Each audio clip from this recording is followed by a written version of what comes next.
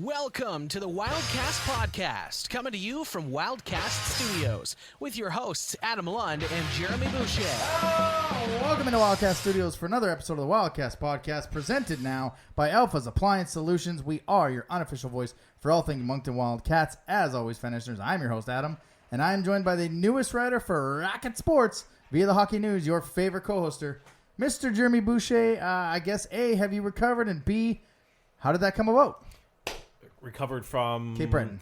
Oh, yeah, no. I'm extremely tired. Yeah. Obviously, got my.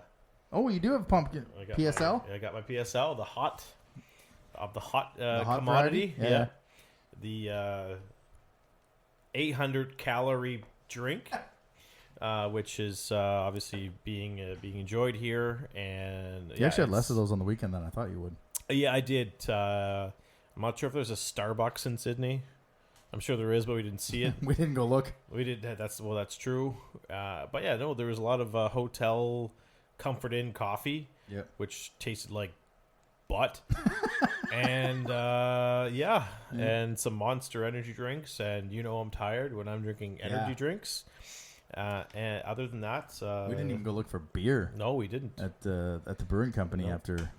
So, Rocket Sports, how's that coming? How'd that come about? Are you leaving me? I'm not leaving you. Oh, thank God. No. Oh, my God. No, I'm not leaving you.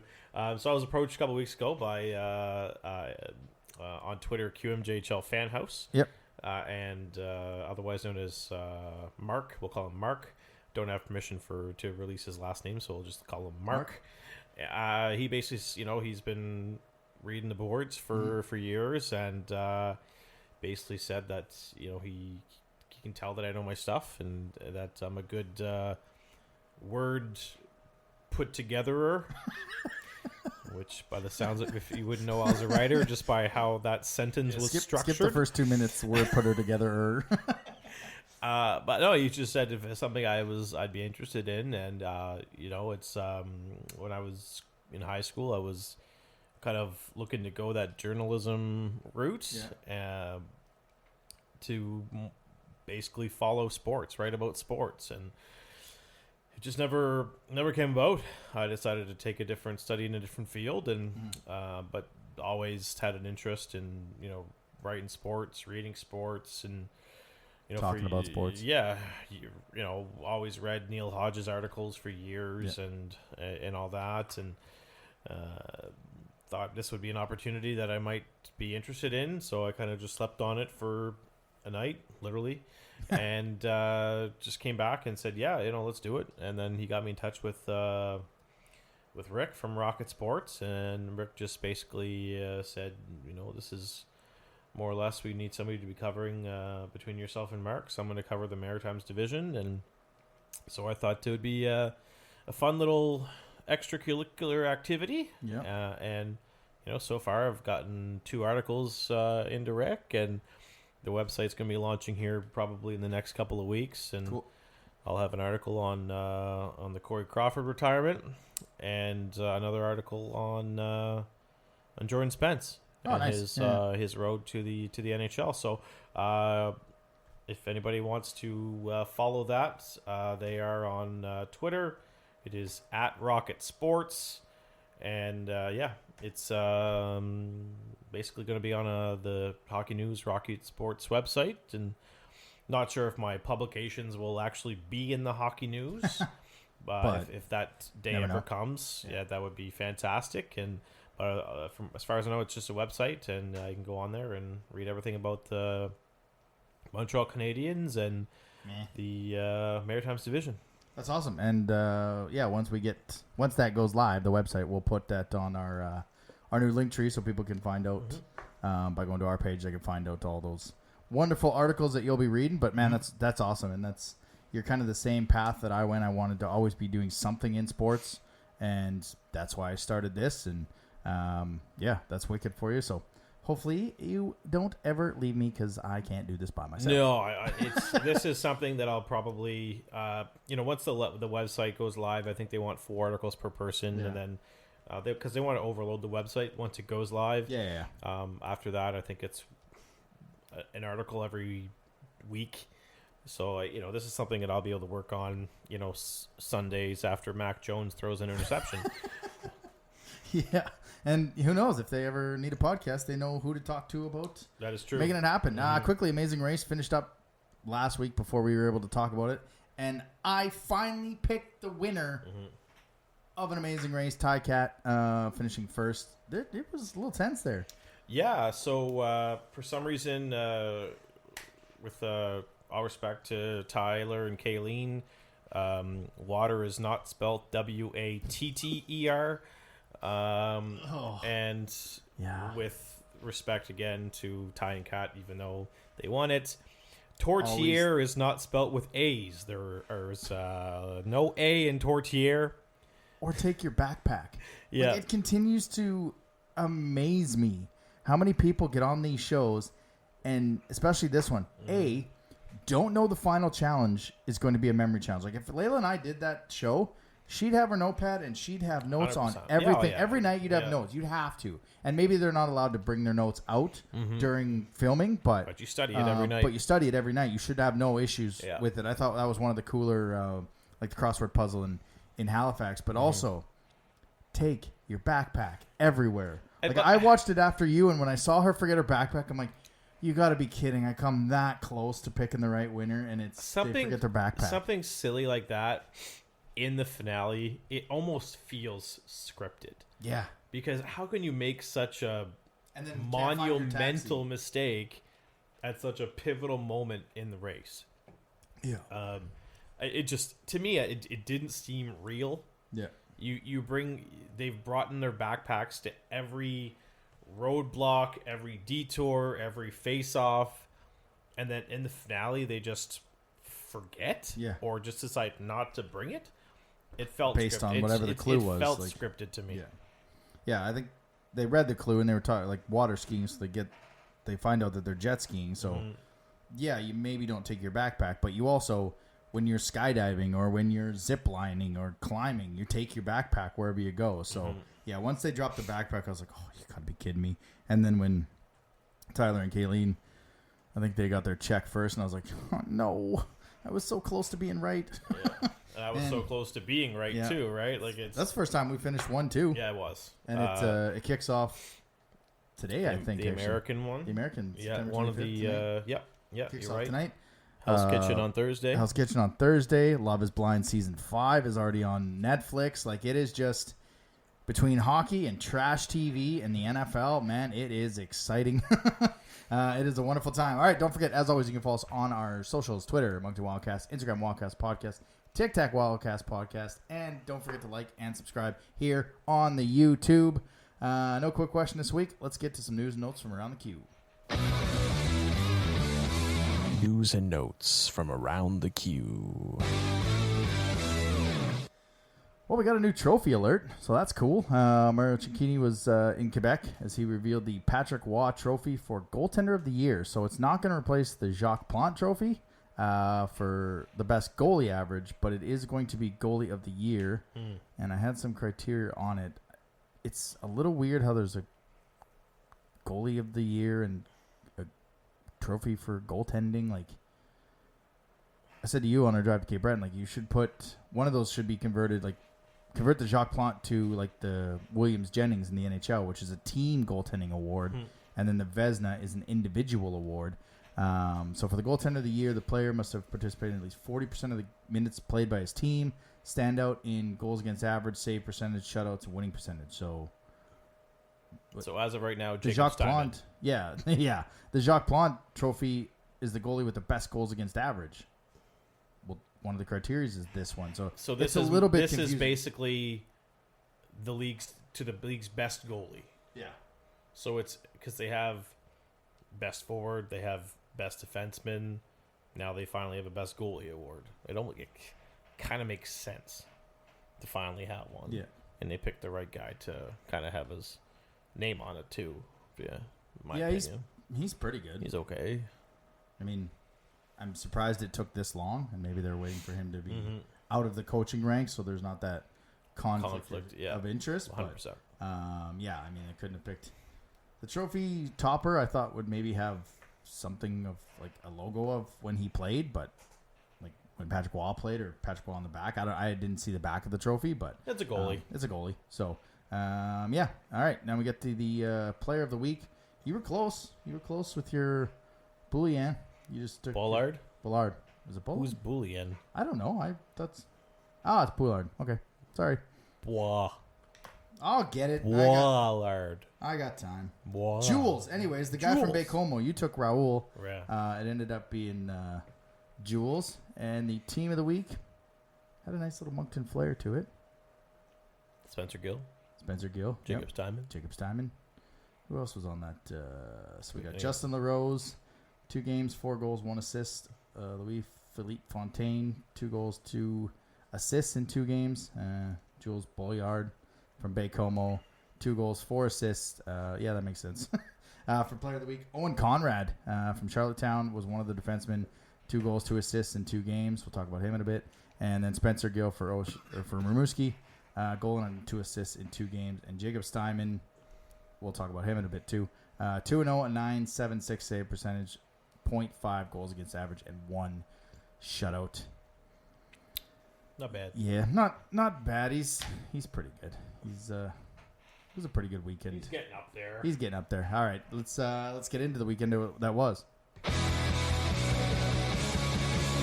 Weekly Rewind. And yeah, what a weekend it was in Cape Breton. The Wildcats start the season 2-0, picking up both victories in convincing fashion. 4-0 on Friday, 9-1 on Saturday. Before we get into the on-ice product, I guess let's just talk about our Cape Breton weekend and our Centre 200 experience. Quite the drive. Wow. And before we start about the Centre 200 experience, let's talk about the Cancel Causeway experience. Yes. So I've never been prior to Friday. I had never This been is awesome. further east than New Glasgow, Nova Scotia. So to be able to, Which for me, coming from Alberta, surprises me that everybody hasn't been everywhere when it's so close to drive, right? yeah, it's I don't know. So I got to experience the Cancel Causeway for the first time on Friday. For those of you who don't know what the Cancel Causeway is, Adam, maybe you can explain it better than I can. But it's just a bridge that there's the highway, and there's a body of water over here and a body of water over here, and there needs to be a way for the boats to get from one side of the water to the other side of the water. So if there's a boat coming, they will stop the traffic, and there will be rotating. The bridge will rotate to allow the boat to pass. You've seen some bridges that go up and they open. This one goes north and south, and then eventually it rotates to east and west, and then it rotates like this. Yeah. So we were stopped, and I noticed that the bridge was east to west. But I also saw the boat coming. So I was like, okay, well, the boat has to go through. It makes sense. What I didn't know at the time is that once the boat has successfully got to the other side of the water, it went north to south. The bridge goes back to let the traffic go through. So we were stopped, and it was east to west. I started looking at playing on my phone because, like, okay, well, we might be here for a little bit. We got time, yeah. When I started seeing people getting out of their vehicles and going to their trunks, I knew we had some time. So I started playing around on my phone. And I look up and I start to see that there's cars starting to move. But what I did also notice is that this bridge had magically shifted north-south. Yeah. And I was completely amazed at this scientific thing. Now, when he says completely amazed, we both looking like this on our phones, and he looks up and goes, "What the? The bridge is turned, and then the boat. Where'd the boat go? How'd the boat get over there? The bridge is turned." Like, I wish I had a dash cam, because to get that audio was just amazing. And then as we start going through the causeway, he looks over. He's like, "Oh, there's the boat. The boat's over there now. The boat was there. Now it's there." It's the first time that I've ever been stopped. Like, I've only been to Port Hawkesbury once in the job I had, and I had to go there, and I just went right through the causeway. And coming back, we didn't have to stop at the causeway. So I wasn't even sure it was used. I just thought it was something that used to be used and wasn't anymore. But yeah, your flat out reaction was unbelievable.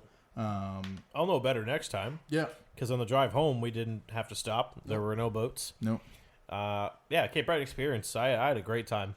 The drive on the 10, what did we take, the 105? Yeah, through like the pirate town. The pirate town. The whole town of St. Peter's. St. Peter's has this pirate festival, and it's supposed to be the 14th of September, but I'm assuming with hurricane. They postponed it a week, but like you're driving and you're like, oh, wow, they're set up for Halloween early with a skeleton and a pirate look to it. Okay, and down the street, it's a one-street town, but down every street had a skeleton on a bicycle, and one store had this huge skeleton, and you could see all these signs for pirates, so it was pretty cool. But yeah, I mean, both drives were really nice.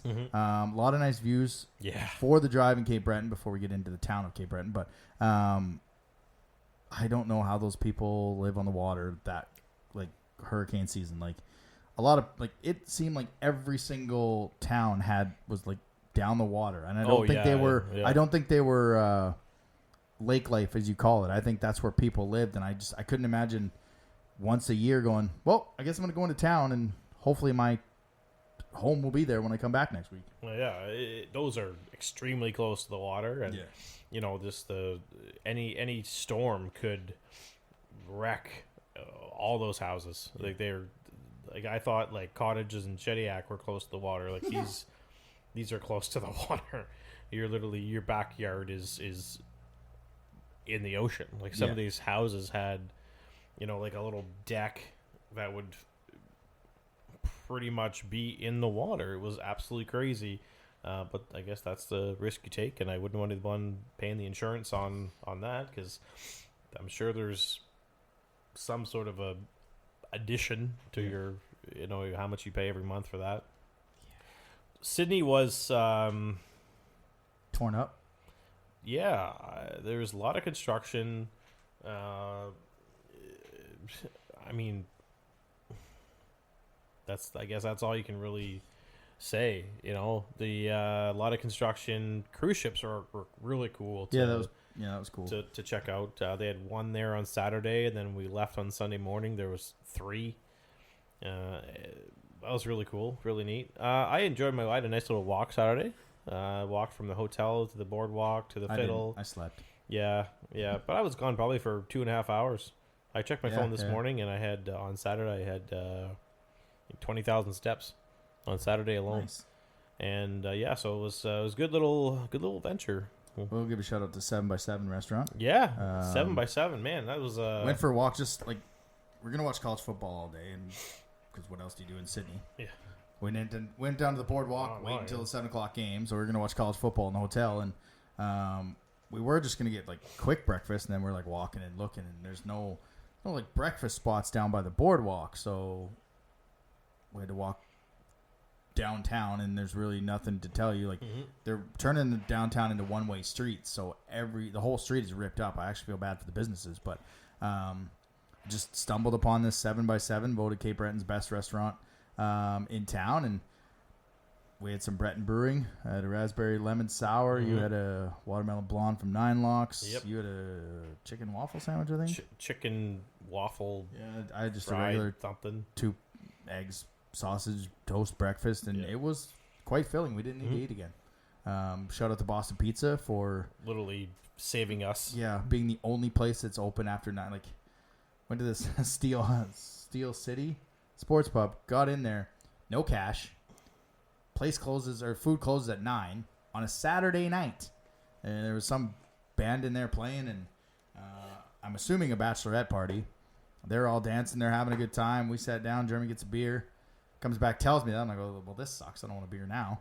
And they stop playing. All 12 women leave. Yeah. And I'm just like, cool. All right, I guess we're going to Boston Pizza, because we didn't really want to go there 2 nights in a row. But like I said on the live, Center 200 is a nice junior rink. Like, it's a good size junior rink. It's not a bad seat in the house. Pretty easy to kind of get to. But yeah, it was It was a good rink. It was much better to go there and get 2 victories. Yeah. But yeah, I liked it. It was like you could tell it's a Cape Breton rink. They built that food place on the end of it a few years ago for kind of everyone to be around. And yeah, I like the Center 200. The press box was a little different with steel trying to look over, and you'll see like you saw some of the videos I was trying to take of like looking over barriers and beams and stuff like that. But I didn't mind it. We got to meet our good friend Drew Bear. Yeah, Drew Bear and Jeremy Fraser, and ran into the DeBorns and the Lounsburys and every person you could possibly think of. Yeah, there's a couple other fans there. There wasn't as many people there as I thought would go, which I mean, I get it. Like I said to you, I would not make this drive on Saturday morning for a game. No. Get up the next day and drive home. Like that's just like if there was a Cape Breton game on a Friday and then maybe a Halifax game on a Saturday or vice versa. Yeah. Maybe you do that and drive from, one city to the next city the next day. But no, it was a really good time. I'm still recovering. And as tired as I was, I had a super hard time falling asleep Sunday night. Really? I thought I'd maybe as soon as my head hit the pillow, I'd be out. But no, I was awake probably till 10:30 last night. Or Sunday night. Yeah. Whichever night it is. How was the birthday party? It was a kid's birthday party. Yeah. After sitting in a vehicle for 6 hours, Yeah. you got to go home and go right to a kid's birthday. Birthday party, had a barbecue, some cake, some presents, shoot some hoops. Nice. Yeah. That's about it. It was a kid's birthday. So let's go on the ice now. First game, 4-0 victory, and 36-16 in shots for Moncton, and you could just tell it was a game of polar opposites, really. The first one was just a defensive shutdown, 16 shots. The next one wasn't so much a defensive shutdown, but it was an offensive explosion with 9 goals. You go back to the Friday game. I mean, I didn't realize, like, I was looking at the Jumbotron. I couldn't find the shots anywhere, and it was just the angle that I was looking. I was like, oh, I just don't have any. Went downstairs and ended up looking up and thought, holy crap, they only had 3 shots in the first period. Like, Cape Breton only had 3 shots in the first period. And that's where Steinman was good. Like, he didn't have many shots, but he didn't let, of the 3 shots, it wasn't 1-0 Cape Breton, which allowed the team to kind of refocus into the second period, and they just kind of took over the game from the middle of the second period on, and that was it. Yeah, for me, that first game, like, it was we were more or less dominating the play, and it almost felt like it was going to be the Ruccia show. Yeah. Where he makes 40, 50 saves and just steals the 2-0 game. or 2-3-1. Yeah. But I think once that first goal, because it was a late goal, I think, wasn't it, the second period? Yeah, 30 seconds left. Yeah, and that kind of was the momentum. It's usually last season we were the ones that got killed with the late goals, and when you score a late goal, you build off that momentum, and I think that's pretty much what happened here. Was instead of us having the goal against late in the period, it was us that did the damage, and we used it going into the third. It was dominating performance defensively, shut down. I was actually considering, they were it was a night that the Eagles were recognizing Jacob Newcomb. It's I was actually kind of surprised at how poor of an effort that they put on the ice. You'd think they'd be all jacked up with him in the building and him on the ice for warm-ups and doing the puck drop, and they were flat. Yeah, there was no juice. Yeah, like they were Saskatchewan flat. Like that was it was just not the effort that I expected to see from the Eagles, given what was going on pregame, that it was their home opener. The vice president was giving a rousing pregame speech. Come support us. We need your help. Yeah. We need you. Yeah. It was it was flat, and you nailed it. Like I totally thought it was going to be at midway through the second. I was like, this thing's going to go to a shootout. Yeah. Like whether it's 1-1, 2-2, whatever, it's going to be the Ruccia show. It's going to go to a shootout. But yeah, you're right. Like the Lotion goal how many times we come in here last year and be like, quit, like goals in the last minute and the first minute are killing this team. And and we took that advantage. I mean, Loshing on the power play with just a great shot. Great feed too by Denoyer, and that's literally what we're probably going to see 40 times this year. That's his office. It's they teed up on the power play, but he didn't stand there, and I kind of was watching it. He was in his office, and if he had a couple shots and it didn't work, he moved. He tried to move, tried to get out there, because a lot of teams when they're playing this 1-4 on the PK, they go 1-2-1, and they keep those wide guys to go out to those shots. And eventually, you take a couple of those in the leg, you're not going to go out to them, but he was able to move and shift and get his opportunities and let a piss missile go. And what I'd like to see this year from Loshing is I'd like to see him fake it a little more, because it's going to get predictable. There was a highlight. I remember last year there was I saw something where Cole Caulfield was literally coached on the bench by St. Louis. He's like, you're going in this power play, fake a shot. And because these PKers are going to know the puck's going to Loshing. He's going to rip it. Well, if he fakes the shot, he winds up for it, and the defenseman goes down to block it. Well, suddenly it's a 5-on-3 because that defender is out of position. Right? And that's going to allow more puck movement, or literally allow him to get the shot off as the defenseman's trying to recover from a broken ankle. As well, you're going to see if he doesn't fake it early on and just keeps letting him go, it's going to get predictable. But you're also going to pull that defender out, which is going to widen that power play for Gabe to come up, or the middle guy to move around. So you're going to have that kind of. Some nights you're just ripping him, get that defender out. Some nights you fake it, and you have. I mean, he's got a shot that gets off right away, and if he fakes it, It's like if he starts faking it, it's literally, like I said, it's going to turn into a 5-on-3 because that defender is going to go down to block it, and then he's out of position. So it's I think it's something that you're probably going to see. There needs to be that. I can see that being adaptability. They have to adapt on the fly, and that's something I think they'll probably have to do very early in the season. Is shoot the puck, but in some cases fake it. Because the opposition is gonna know what's happening.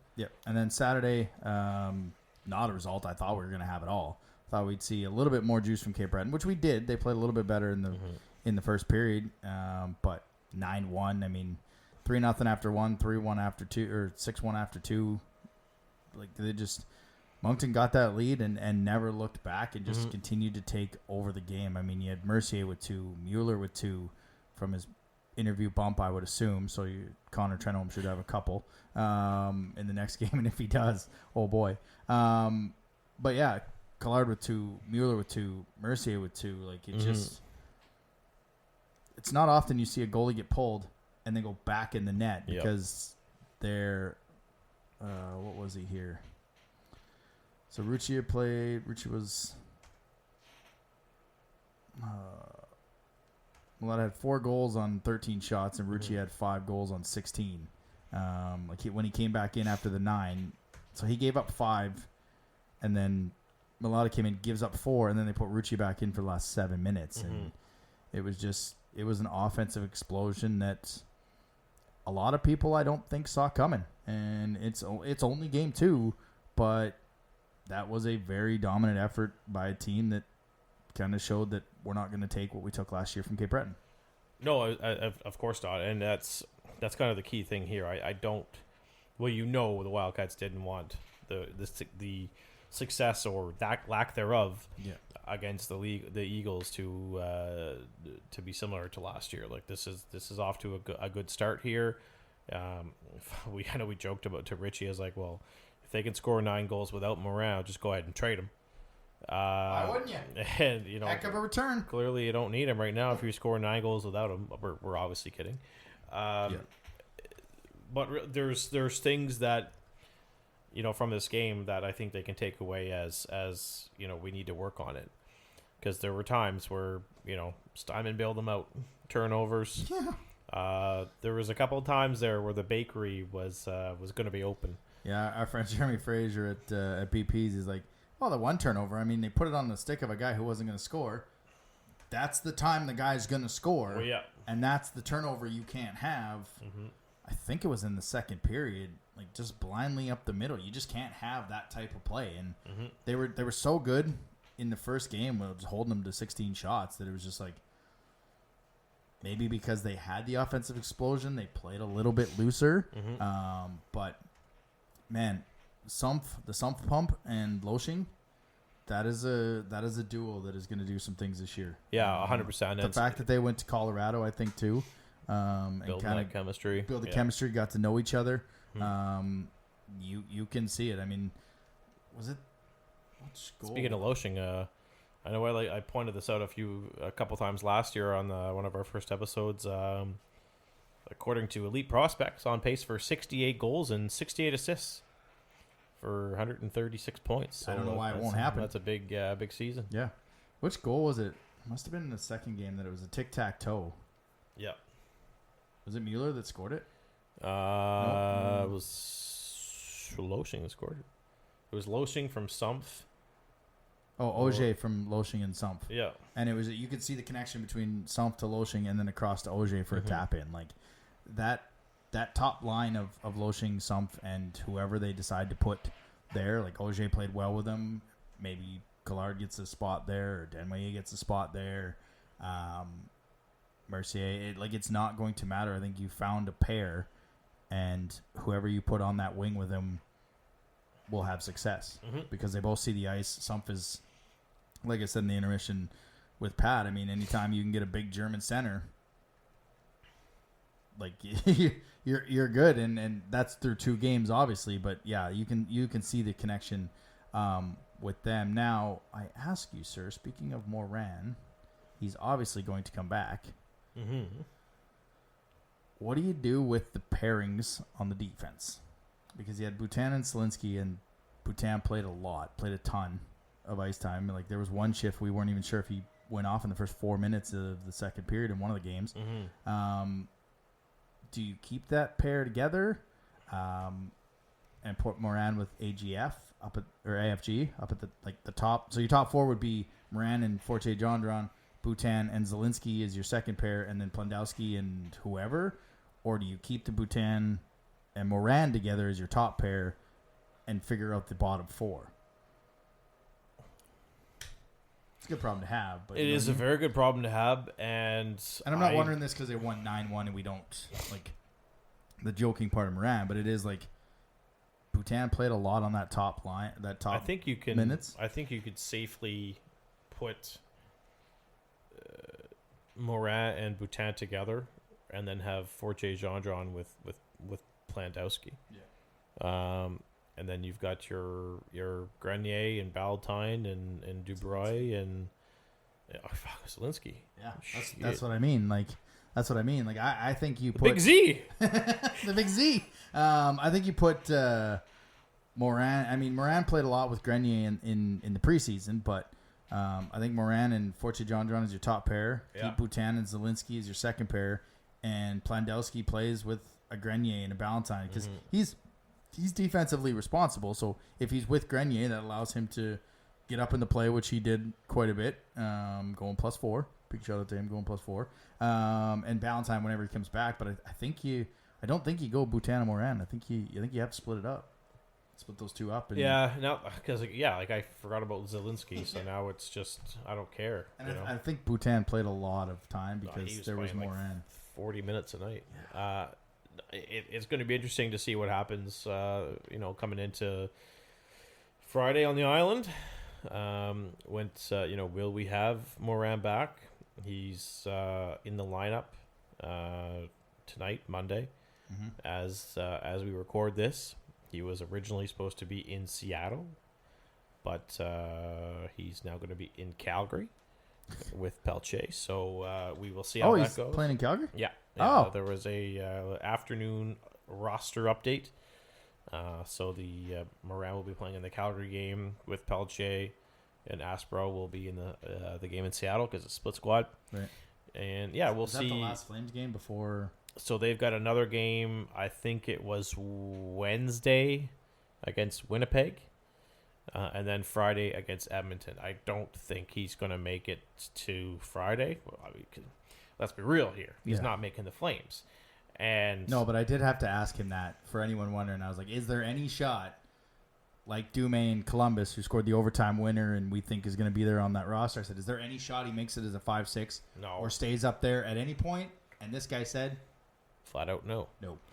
I mean, as good as he is, there's other defensemen on the depth chart that I think would. And I don't follow the depth chart as much as you do. That's why. I mean, if you look at it, Bo Akey, who the Oilers picked in the first or second round? Second round, yeah. Well, he was sent back to Barrie today. So yeah. Morin was also a second round pick. So those second rounders are starting to, be let go. So if I was a betting man, I'd probably say, is he in the lineup Friday? No. Is he in the lineup for the home opener? 100%.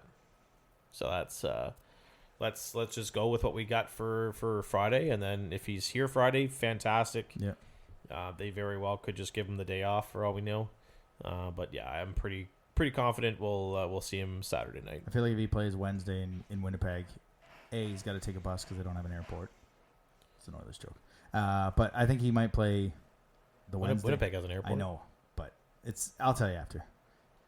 My Oiler fans, 3 or 4 that may listen to this show, will understand that. Oh, okay. It's a joke because of Winnipeg's airport is not very good, and it's also Moncton. Moncton's airport. Yeah. Moncton's I think the team had to fly to Minnesota and then bus to Winnipeg, and nobody could figure out why. So the joke is that Winnipeg doesn't have an airport. Okay. But yeah, I think he might play Seattle, and then depending, plays Winnipeg. I don't envision him, even if he's back, playing Friday night. Like, if he plays Monday against Seattle, he might play Friday night. If he plays the Winnipeg game, the Wildcats probably give him Friday night off and then let him play the Saturday home opener. Yeah, we'll see. I wouldn't be surprised if there's releases after tonight. Mm-hmm. This is the last split squad. When we say tonight, I mean obviously it's Monday. Yes, it is split squad, and then I don't know. There's a good chance he's back in Moncton by Thursday. So we'll see. Yeah. Either way, as thousands and thousands of people, well, not thousands, I'm just kidding. A few people have asked who the captain's going to be. If you can't figure it out by the roster, if you couldn't figure it out because no one on the roster had a C on their jersey, whenever number 5 gets back, he'll most likely have a C on his jersey. And even if the Wildcats are trying to hide it, you're not doing a very good job. It's tough to hide it when they've already played 2 games and there wasn't a captain announced. Just announce it with a graphic, or whenever he gets back, make a cool video or something. But yeah, you saw 2 games with no captain. That leads you to believe the only guy left on the roster. We're not going to have a captain. Yeah, or that. Jacob Steinman's the captain. But yeah, we talked about meeting Jeremy Fraser of the Saltwire Network. So this interview comes to you in the second intermission of that Saturday game. We got his thoughts on the first 5 periods up until then, and then his thoughts on the Eagles this season. What's up, fan listeners? Adam from the podcast. We're with Jeremy and Jeremy Fraser of Saltwire Network. Just your overall thoughts on this game so far. Well, I guess for the Moncton side of things, it was great. I mean, you guys are up 6-1 right now after 2 periods of play, getting lots of opportunity. Chased Jacob Moleta from his QMJHL debut, so a lot of good things going on for Moncton right now. Yeah, we've had Pat on the show, and he kind of went over his expectations for the Eagles this season. Where do you see this team being at the end of the season? Yeah, I mean, right now, I mean, it's not. Fans are obviously going to judge them right now from the first game and then obviously this game as well. But what people got to remember is it is still a young team. On average, the age is 18.08. So, that's the only – there's lots of upside to this team. I mean, they got a lot of offensive power, but obviously 2 not in the lineup with Cam Squires and Cam McDonald. But once those guys get back and, the team starts playing a little more structurally not really used to the Louis Robitaille system yet. I mean, they've gone through 4 coaches in the last 4 years, so it's going to take some time for these guys to get into the system of Louis Robitaille. But once they do, they should be okay. That's exactly. I was gonna ask you about that. I mean, Louis Robitaille coming in from Gatineau, went to the 3rd round, I believe, last year, and he has a system, and you can see spurts of it. But I mean, no Cam Squires, no McDonald, but you guys did acquire Cole Burbage in the offseason, one of the bigger trades. I guess just how has he been through camp and early on in these first 2 games?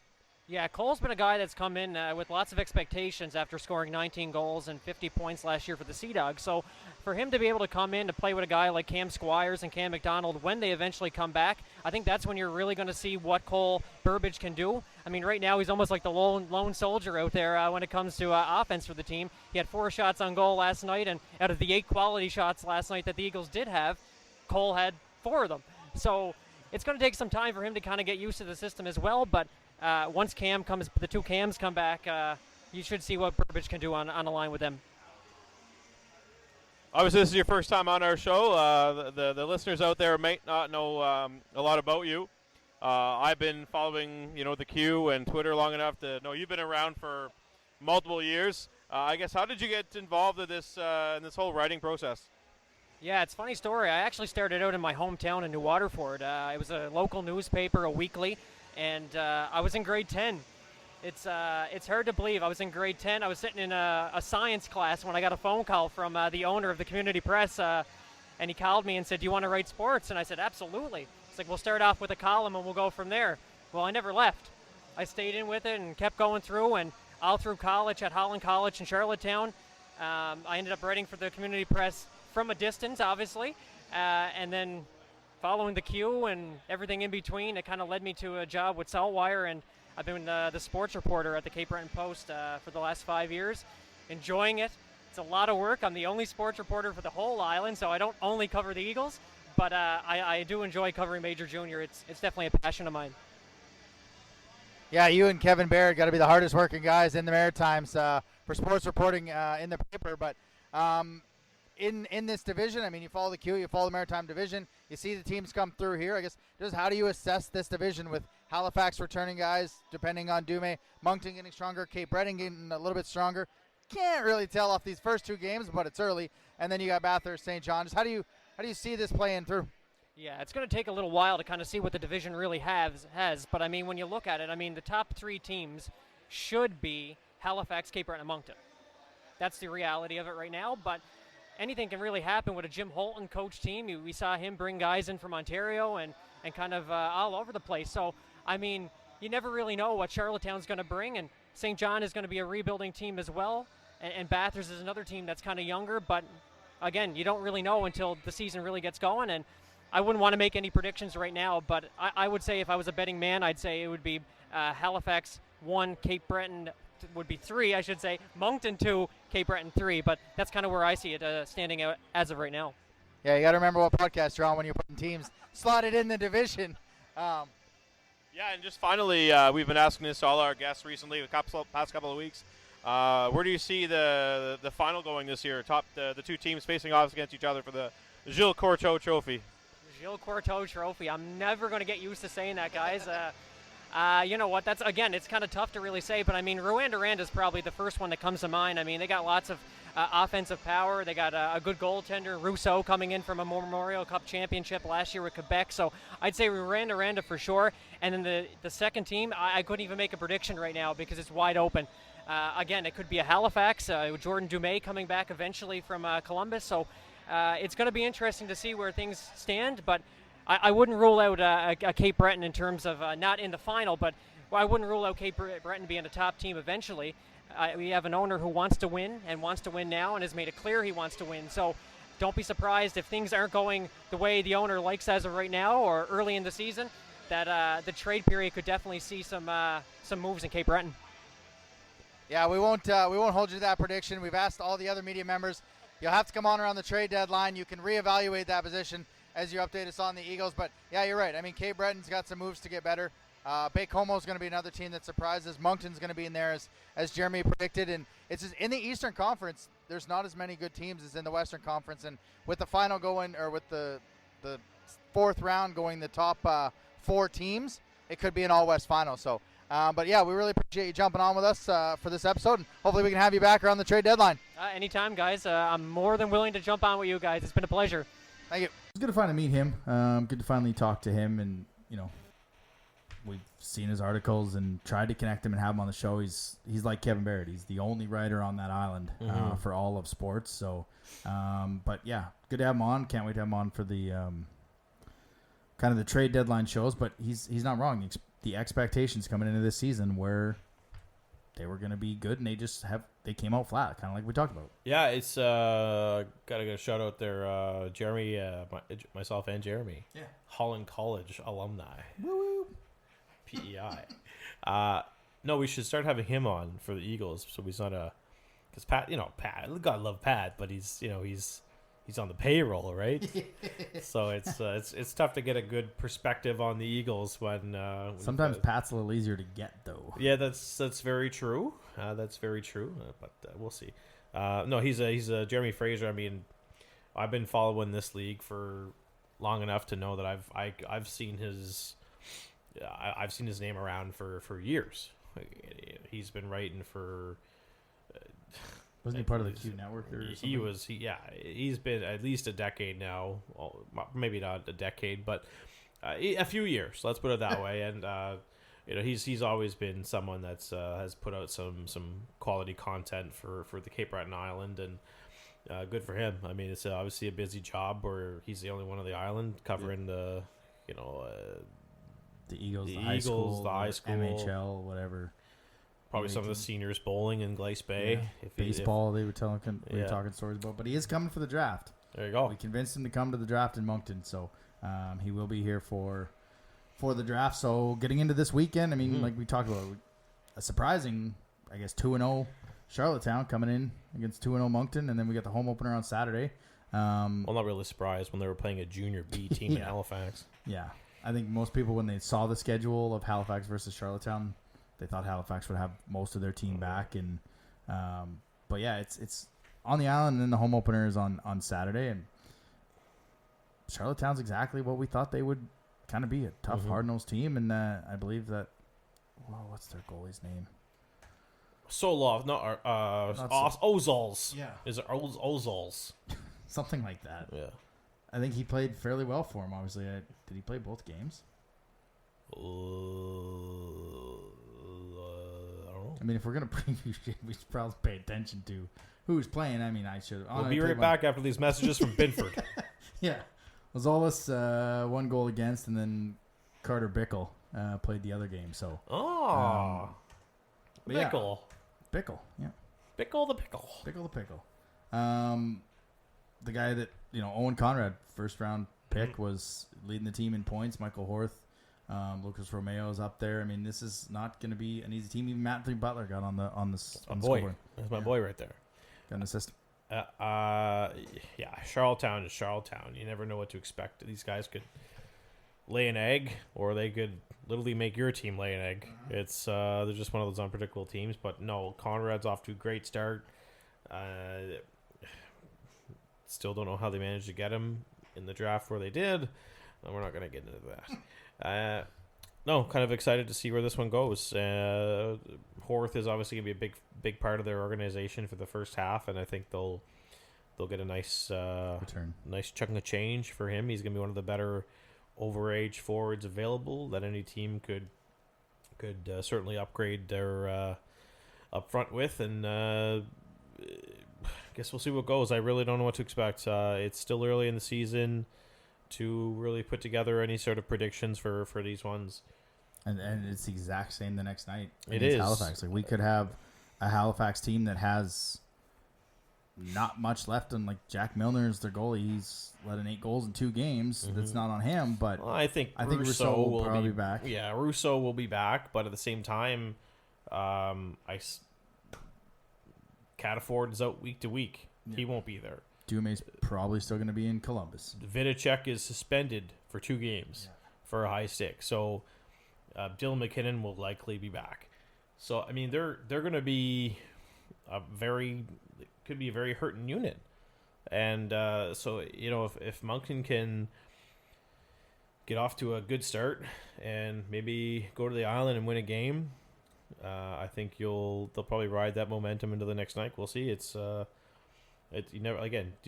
early in the season to even know how these yeah. But if Moran's in the lineup Saturday night, they'll get a big bump. Yeah.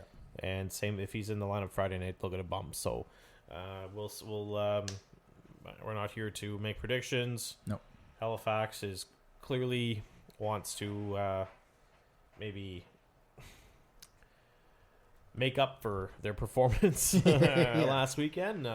And I mean, do they play Friday night or? I was just going to look at that. Yeah, and for Moncton, it's not so much who you're playing against; it's how you play. If they play like they did in that first game against Cape Breton, they're going to be in a lot of games and win a lot of these games.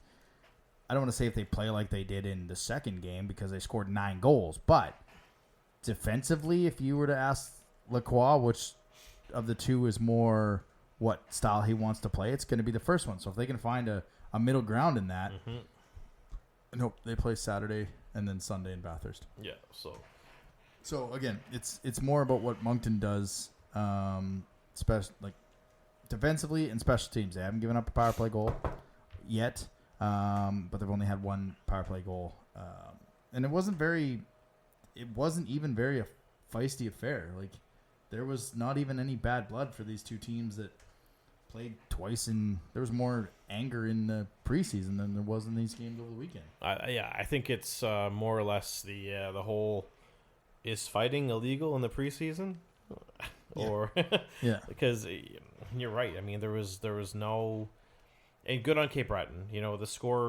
once the score got out of hand, they weren't, trying to pull off any cheap shots after the whistle. I mean, Patterson ran in the goalie, but I don't think it was malicious. It was close to him, and there was credit the Wildcats for not going retaliation. after him. And I think that's more the score was 9-1 at that point than it. You don't need to be anything if stupid. If it was 3-1, but 9-1, you don't need a suspension coming into Friday's game and the home opener and anything like that. So, but again, as good as Moncton looked, these are two teams that we've seen can come in, and Halifax always plays well here. They travel well. That could be the one coming off the home opener where, well, like that's what you got to avoid is that home open excitement and then just flat. The right? pressure. Yeah. But I'm glad that they don't have to go through another home opener in Charlottetown. Like they already had their home opener. Yeah. They're done. Halifax will have to go through ours, but that's the worry is going through that home opener and then. That's true. I never thought of that, but yeah, the home opener is for by the looks of it, what they have planned. It's not going to be any of those trapeze people that they had last year. Just something like a light show, a fan engagement light show. So for anybody listening, we'll get to that later. Okay, don't no. Yeah, we'll get to it later. Okay, you got the info. We'll get to it. I was going to say you can go and download the Q Live app. When I say Q, not the letter Q like the lead, but it's CUE. Yeah. Q Live. And this is actually going to allow you to participate in the ceremonies on Saturday. The light show. All right. Well, I guess I got to download an app, don't I? Yeah. Are you finally ready for everyone's favorite part of the show? Jeez, it was quick. Yeah. That's what she said. Ready? Eric Murray, realtor. Buy a house from him. Stick tap of the week. Johnny's back as the official voice of the stick tap of the week, and oddly enough, when I sold my house, I didn't use Eric Murray as assistance to sell it. I did. So, but you can buy one through him. Exactly. He's excellent. It's not. He's very. It's not Eric Murray sell a house through him. It's buy a house through him. He's very patient. If you want to start now till when you're ready to buy, it took us 2.5 years. Dude's very patient. Goes through everything, helps you through. So when you're ready to buy, Stick Tap of the Week sponsors your guy. That was a good rhyme. Thanks. But no, honestly, pretty obvious where this one's going. Big shout out to the, I guess the Cape Breton community for their hospitality. It's big, specifically the Boston Pizza in Sydney. If it wasn't for you guys, Adam and I probably would have crumbled up in a ball due to dehydration, and B, famine. Portion size was good. Oh yeah, that was. You ordered a spaghetti, and I think they accidentally put 2 orders in.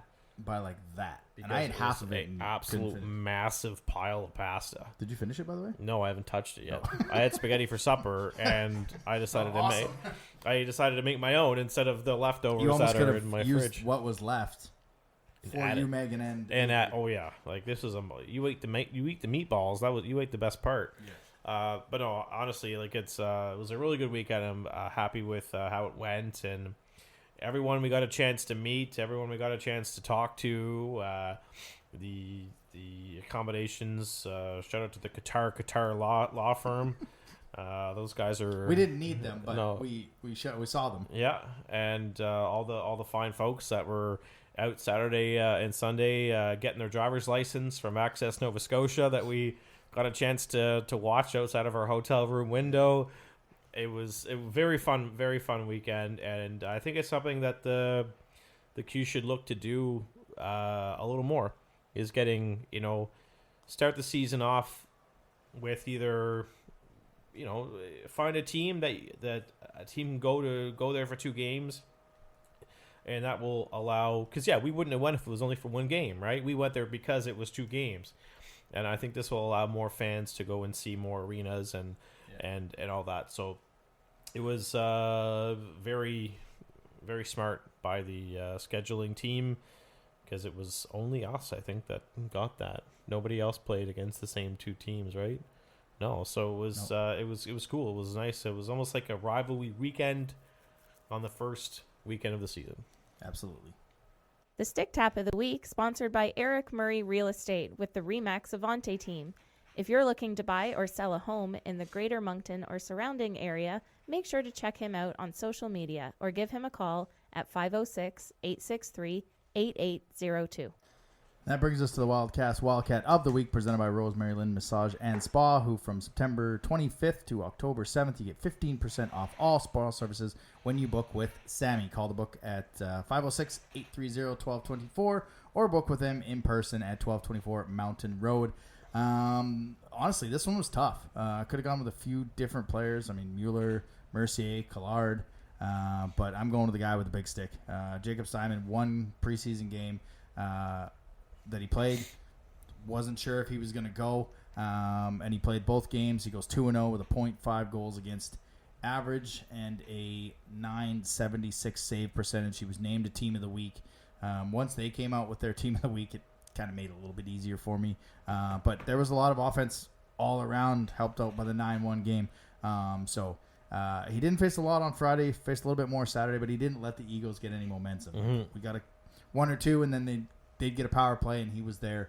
Made a couple 10-bell saves on Saturday as well. So your Wildcat of the Week is number 1, Jacob Steinman.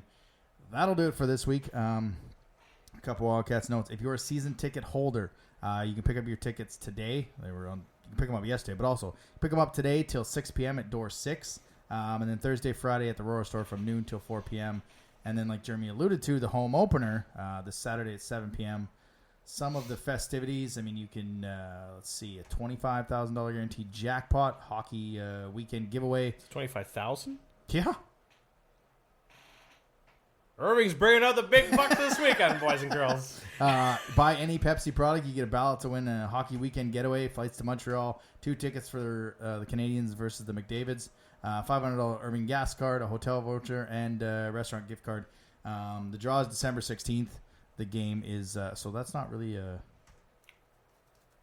that day. That might be up until then, maybe. Yeah, or maybe they assume everyone's going to buy it that day, and they're not going to give it away till the 16th. Anyways.